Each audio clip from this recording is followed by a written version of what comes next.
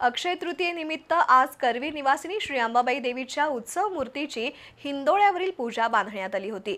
तर गर्भकुटीतील मुख्य मूर्तीभोवती शेकडो आंब्यांची विलोभनीय आरास करण्यात आली होती। आज दिवसभर देवीच्या दर्शनासाठी भाविकांनी मोठी गर्दी केली होती। दुसरीकडे शाहूपुरी व्यापार पेठेतील तुळजाभवानी मंदिरात आज आंब्याची आरास करून देवीची विशेष पूजा साकारण्यात आली। 3.5 मुहूर्तांपैकी एक म्हणून अक्षय तृतीयेचा उल्लेख केला जातो। अक्षय सुखसंपत्तीसाठी देवदेवतांकडे मनोकामना केली जाते। आज अक्षय तृतीयेनिमित्त कोल्हापूरच्या अंबाबाई मंदिरात देवीची सुरेख पूजा बांधली होती।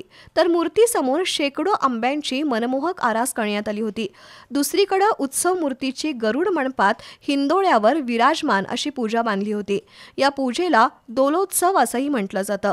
श्री अंबाबाई देवीला झोपाळ्यावर बसून तिची पूजा केली जाते।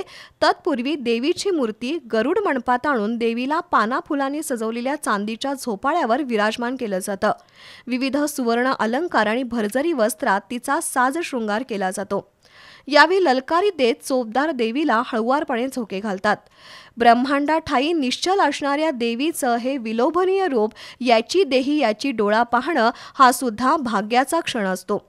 देवीची आजची ही पूजा अविनाश मुनीश्वर, लाभेश मुनीश्वर यांनी बांधली आहे। यावेळी उपस्थित भाविकांना कैरीचं पन्ह आणि डाळ कोशिंबीर प्रसाद म्हणून देण्यात आला।